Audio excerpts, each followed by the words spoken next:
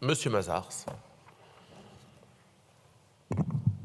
Merci, Monsieur le Président. Monsieur le Ministre, depuis trop longtemps maintenant, les élus et les forces vives du territoire tirent la sonnette d'alarme pour doter l'Aveyron d'une liaison ferroviaire entre Rodez et Paris digne de ce nom.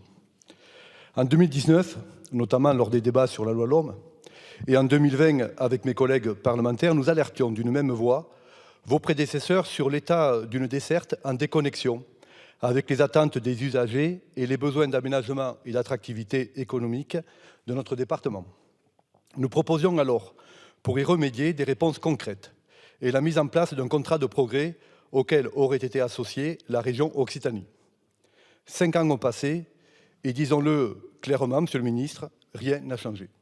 Pire, la qualité de service pour les usagers du train de nuit comme de jour Rodez-Paris et Paris-Rodez n'a cessé de se dégrader.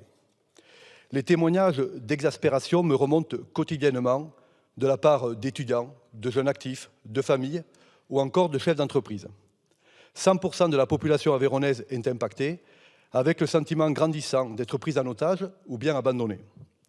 En 2024, Rodez est toujours le chef-lieu de France le plus éloigné de Paris, pour tous ceux qui font le choix économique ou écologique, et souvent les deux, d'un moyen de transport collectif décarboné et moins coûteux.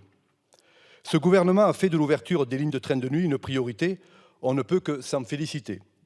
Mais la réouverture de la ligne de nuit Paris-Aurillac ne peut se faire au détriment du territoire aveyronnais. Et je m'interroge encore, comme bon nombre de nos concitoyens, sur la volonté réelle de l'opérateur SNCF de maintenir le train de nuit entre Rodez et Paris.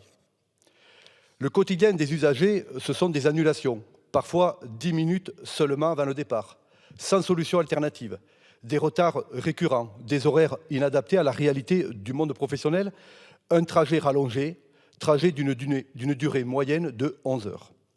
Sans compter que les conditions de voyage se sont considérablement dégradées, avec un wagon en moins, quand les 3 restants ne se mutent pas en bus, comme ce fut le lot quasi quotidien de ce mois de février.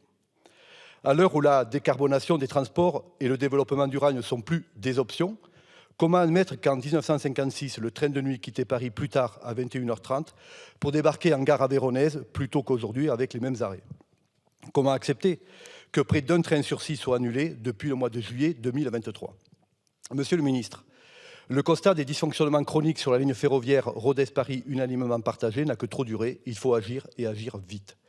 Quelle réponse pouvez-vous apporter au témoignage édifiant d'une entreprise aveyronnaise, au savoir-faire reconnu, qui aujourd'hui questionne la poursuite de son engagement sur le chantier de reconstruction de la cathédrale Notre-Dame, désabusée par une expérience calamiteuse du train de nuit Rodez-Paris, dont les innombrables annulations la pénalisent et ne lui permettent plus d'assurer un acheminement régulier et prévisible de son personnel?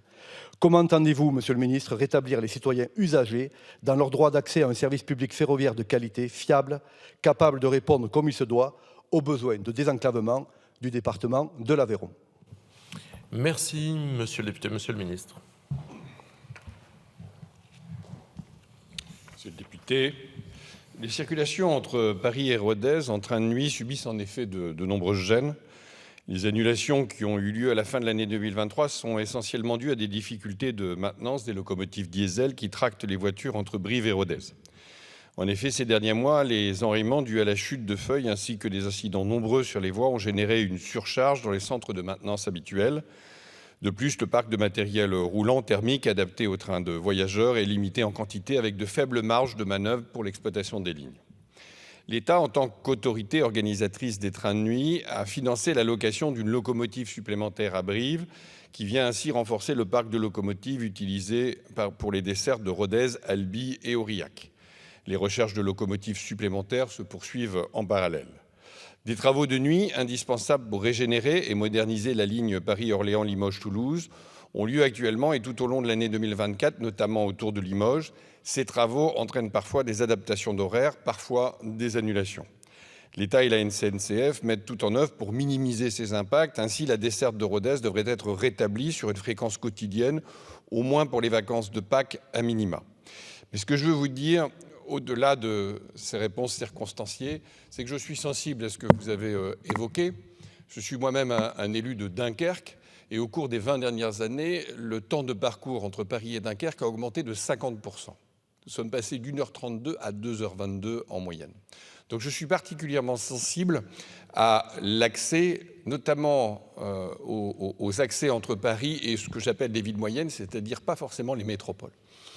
Et au-delà de cette question, c'est vrai que nous payons aussi un surinvestissement qui a été fait dans les lignes à grande vitesse intermétropole, au détriment de la régénération du réseau en direction des villes moyennes.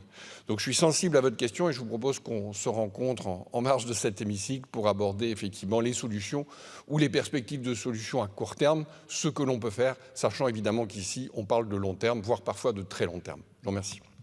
Merci, Monsieur le Ministre. Monsieur Mazars, vous avez 20 secondes. Merci, Monsieur le Ministre, pour cette invitation à un rendez-vous pour parler de ce sujet important. L'engagement qui a été pris par ce gouvernement, c'est de changer la vie des gens. Ça, c'est un sujet qui peut effectivement faire que nos concitoyens ont le sentiment que les choses changent. Merci. Merci, Madame Maximi.